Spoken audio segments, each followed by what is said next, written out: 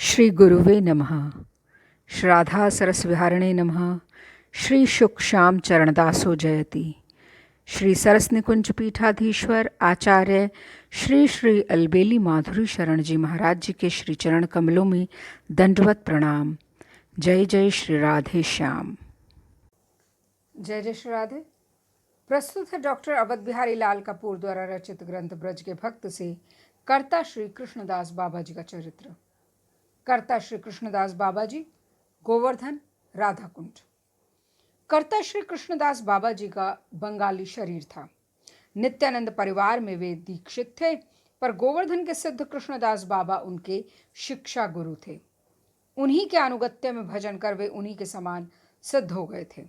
इसलिए गोवर्धन में मानसी गंगा के किनारे सनातन गोस्वामी की भजन कुटी के निकट जिस स्थान में रहकर वे भजन करते थे, वहां आज भी सिद्ध बाबा की ठौर के नाम से प्रसिद्ध है।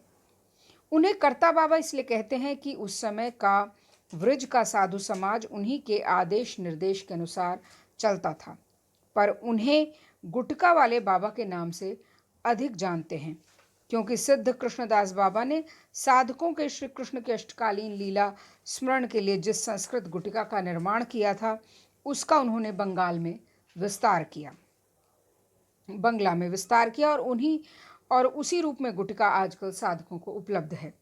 बाबा 104 वर्ष तक इस लोक में विराजमान रहे। उन्होंने अपनी लंबी आयु का एक क्षण भी व्यर्थ नहीं जाने दिया।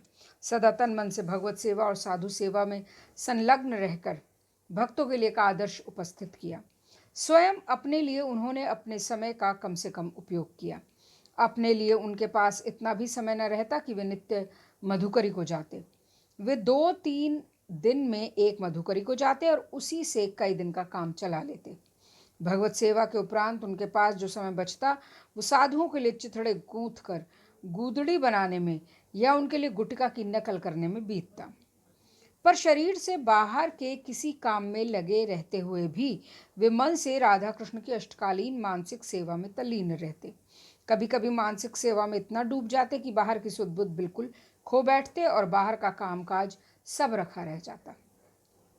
एक बार बंगाल का कोई बड़ा कीर्तनिया आया वृंदावन में साधुओं को कीर्तन सुनाने।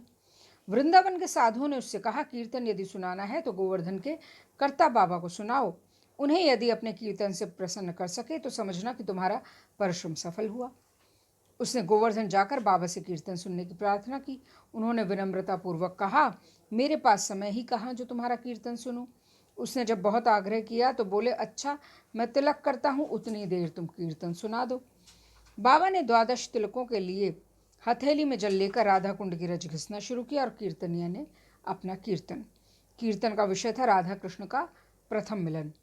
उस समय प्रातः के 8 बजे थे।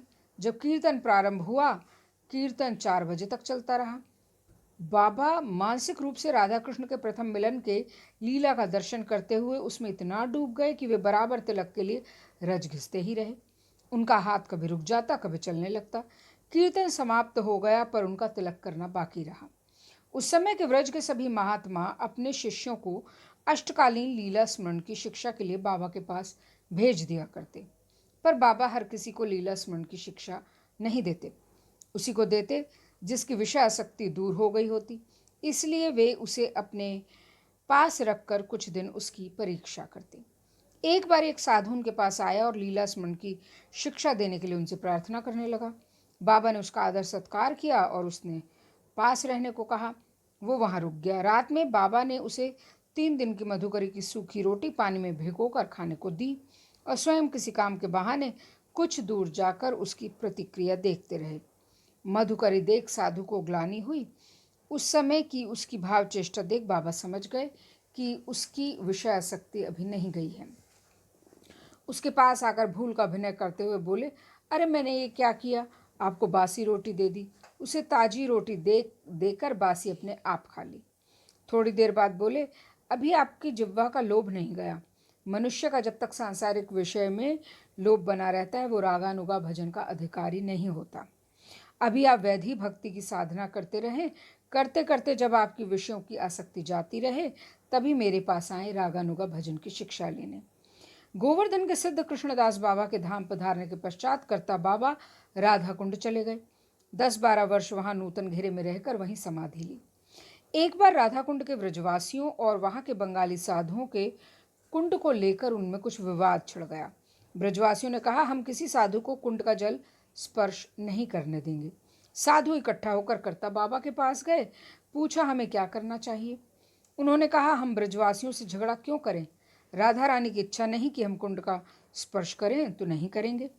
साधुओं ने बाबा की आज्ञा मान ली। कार्तिक कृष्ण अष्टमी को राधा कुंड के स्नान का विशेष महात्म्य है। उस दिन राधा कुंड के जल के लिए बाबा का मन मचल पड़ा।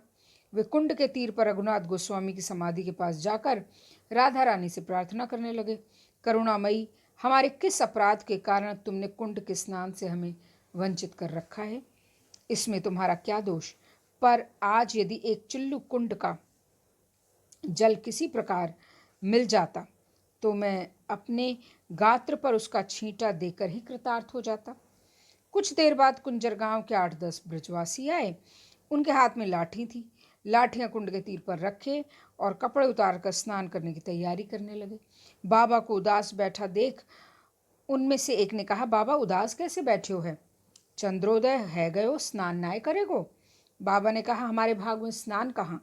तुम यदि एक चुल्लू जल ला दो तो बड़ी कृपा होगी। क्यों बाबा, स्नान क्यों नाई करोगो? उसने पूछा। बाबा ने राधा कुंड के ब्रजवासियों से बंगाली साधुओं के झगड़े की बात कह सुनाई। तब वे सब क्रुद्ध हो एक स्वर में बोले, देखें तुम्हें कौन रोकता है स्नान करने से? और बाबा को उनके मना करने पर भी जबरदस्ती ले जाकर कुंड में डुबकी लगवाई। राधा कुंड के ब्रजवासी उनसे मोर्चा न ले सके, पर उन्होंने हल्ला गुल्ला बहुत मचाया। कुंजर गांव के लोगों के चले जाने पर दूसरे दिन बंगाली साधुओं से उनके झगड़ने की आशंका बनी रही। रात्रि में राधा रानी ने स्वप्न में उनसे कहा, राधा कुंड मेरा कुंड है, राधा कुंड के साधु मेरे जन हैं, तुम लोग उनसे द्रोह करते हो, ये ठीक नहीं। प्रातः सबने एक दूसरे से अपने स्वप्न की बात की। उन्हें यह समझते देर न लगी कि उन्होंने साधु महात्माओं और राधा रानी के चरणों में अपराध किया है। पश्चाताप की अग्नि उनके भीतर सुलगने लगी। उन्होंने कर्ता बाबा के पास जाकर उनसे क्षमा मांगी और बंगाली महात्माओं के प्रति द्रोह रखना बंद कर दिया। श्री राधा सरस बिहारी लाल की जय।